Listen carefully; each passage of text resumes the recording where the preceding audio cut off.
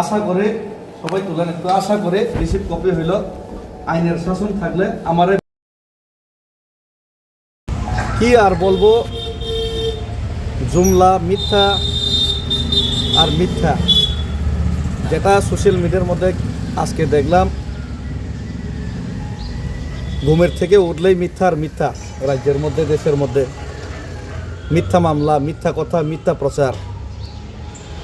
আজকে দেখলাম মাননীয় মুখ্যমন্ত্রী বলছেন সোশ্যাল মিডিয়ার মাধ্যমে, আমি দেখলাম মিথ্যা ঠকানো এর নাকি উনি প্রিন্সিপাল ইউনিভার্সিটি খুলবেন।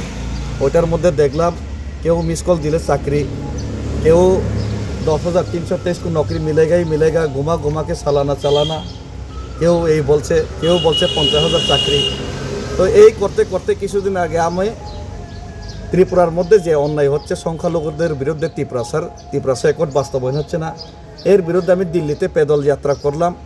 এর সমস্যার সমাধান তো কেউ করেইনি ত্রিপুরাসাদের, বরঞ্চ আমার ঘরে নোটিশ এসে পড়েছে, একটা ফলস নোটিশ। পরে দিয়ে জানতে পারলাম ফলস নোটিশের কোনো উত্তরই নাই এসডিএম সাহেবের কাছে। এখন আমি মামলা করবো আবার ওনাদের বিরুদ্ধে। মিথ্যা হলে তো আমি ছাড়তাম না। কয়েকদিন পরে দেখলাম ঠিক আছে, এখানে বস্ত্র বিতরণ করে সেরা ত্রিপুরা জনগণদের একটা ভুলভাল বোঝানোর একটা জনসভা হবে, বস্ত্র বিতরণ বলবো না, জনসভা। তো এখানে দেখতে পেলাম বস্ত্র বিতরণ করিয়ে ওইখানে ত্রিপুরা একট দেওয়া হবে না বললেন মাননীয় মুখ্যমন্ত্রী। ত্রিপুরাদের বিরুদ্ধে আমি আছি উনি বক্তৃতাতে বললেন। ভালো কথা, ত্রিপুরাদের নিজে ইংলিশে লিখবেন, নিজে ইংলিশে পড়াশোনা করবেন, সব ঠিক আছে, কিন্তু ত্রিপুরারা ওই ইংলিশ অক্ষর দিয়ে ইংলিশ মিডিয়ামে পড়লেও ইংলিশ অক্ষর দিয়ে পরীক্ষা দিতে পারবেন না, এটা উনি বললেন। কিছুদিন পরে মাধ্যমিক 12 হবে, দেখবেন ত্রিপুরাদের অবস্থা। এরই মধ্যে ঠিক আছে, সব কিছু ঠিক আছে, এরই মধ্যে রেবতী বাবু অতি উৎসাহে আমাকে গালিগালাজ করতে গিয়ে ওনারা বিভিন্ন অঙ্গভঙ্গি করে প্রায় আমাকে গালিগালাজ করেন, কিন্তু আমি প্রায় 2-3 মাস সহ্য করলাম। কিন্তু এখন সহ্য সীমারেখার বাইরে চলে গেল, লক্ষ্মণ রেখা পার হয়ে গেল। উনি বললেন আমি নাকি দিল্লিতে আন্দোলন করে এসে জনগণের টাকা দিয়ে আমি বাড়িতে এসে একটা নতুন গাড়ি ক্রয় করলাম। কিন্তু আমি জানি এই দিল্লি থেকে আমি আসার পর এই গত 6 মাসে আমি না, আমার মা না, আমার বাবা না, আমার ওয়াইফ না, আমার 14 গোষ্ঠীতেও কেউ নতুন গাড়ি কিনছে না। কিন্তু তাই না কইলেন আমি নতুন গাড়ি কিনছি। তো এটা কোনান থেকে সোর্স পাইলেন, কোনান থেকে উনি এই বক্তব্যটা দিলেন? এটা তো একজন মাননীয় এমপি, প্রাক্তন এমপি হইয়া, এত বড় নেতা হয়ে উনি এটা প্রমাণ করুক। প্রমাণ না করলে আর সারাসারি নাই। আমি তো ওনার বাড়িতে যাবো কিছুদিন পরে। আবার উনি আরও কইলেন আমি নাকি রাবার বাগান কিনছি। রাবার বাগানও আমার 14 গোষ্ঠীতেও কিনছে না এই 6 মাসে। তো এটা উনি প্রমাণ করুক কোনানে কিনছি। তারপরে উনি কইলেন খুব হাস্যকর ব্যাপার, আমি ভারতবর্ষের বাইরে কোনো দিন বিদেশ ভ্রমণ করছিও না, একদিন খালি ভুটান গেছিলাম, এটা তো পাসপোর্ট লাগে না, এটা ওই 4-5 বছর আগে। উনি কইলেন আমি নাকি বিদেশে ভ্রমণ করছি, আমার তো পাসপোর্টও নেই, আমি কেমন বিদেশে ভ্রমণ করব?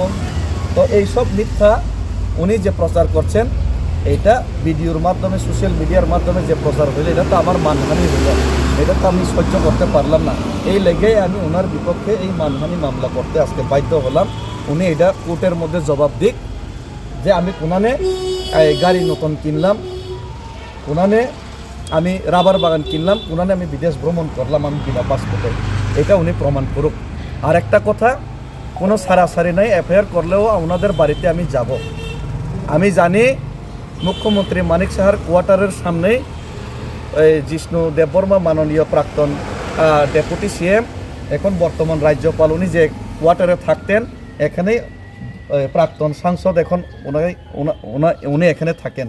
আমি 1 সপ্তাহ বা 10 দিন সময় চাইলাম, ওনাদেরকেও সময় দিলাম, ওনারা ক্লিয়ার করুক, নতুবা আমি ওনাদের বাড়িতে যাইতে বাধ্য হমো, যে জিগাইতে মিডিয়া টিডিয়া লয়ে আমি যাবো।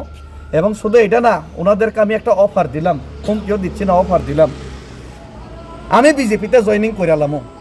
উনি যদি প্রমাণ করতে পারেন আমি নতুন গাড়ি কিনছি, দিল্লির থেকে আয়া রাবার বাগান কিনছি, আমি বিদেশে ভ্রমণ করছি, তাহলে আমি বিজেপিতে জয়েনিং করুম, সবাইরে লই আমি কম, সবাই বিজেপিতে চলো।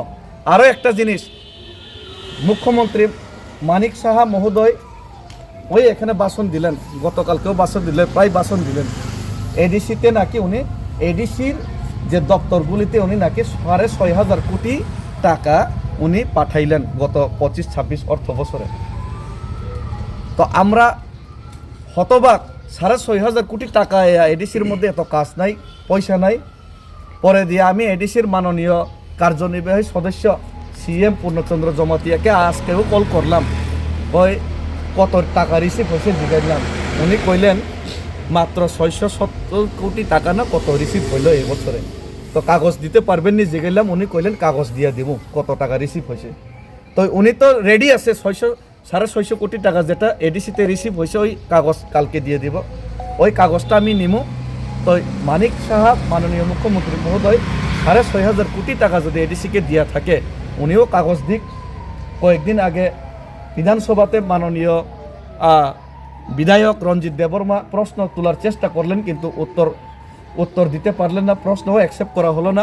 গভর্নর হাউসে গেলেন, 6,500 কোটি টাকার হদিস নাই। মিস কলের যেমন হদিস নাই, গোমূত্র পান করার পরে যেমন আর কিছু হদিস নাই, ঠিক সেইভাবে মিস কল দেওয়ার পর এই सालाना घुमा के चालाना बीजेपी में वोट नहीं देना ऐसा बोलने के बाद ওই 6,500 কোটি টাকার এখন হদিস নাই। তা আমি তো চাই বিজেপিতে আমরা করতাম, আমি বিজেপিতে যোগদান করুম মুখ্যমন্ত্রীজি, আমি উৎসাহিত আছি। 6,500 কোটি টাকা যদি আপনারা দিয়া থাকেন, আমি যদি গাড়ি কিনিয়া থাকি, আমি আপনারা যদি আসতে লজ্জাবোধ পান আমার বাড়িতে, আমার ইশারায় যদি আসতে লজ্জাবোধ পান, আমি যাবো আপনার বাড়িতে কোয়ার্টারের সামনে। আপনারা যদি অ্যাপয়েন্টমেন্ট না দেন, আপনার বাড়ির সামনে কোয়ার্টারের সামনে দরকার লইলে আমি চা খাই সেটা একদিন দাঁড়াবো। আপনারা এসে আমার কাগজটা দেখান, আমরা বিজেপিতে জয়েনিং করে নেবো। আমরা সবাই বিজেপিতে জয়েনিং করতে ইচ্ছুক, কিন্তু 6,500 কোটি টাকার ওই কাগজটা দেখান, আমি কোনানে গাড়ি কিনলাম এটা দেখান, তাইলে আমরা বিজেপি জয়েনিং করে নেবো। অফার দিলাম ওনারা, এটাই। আমরা সবাই রেডি আছি।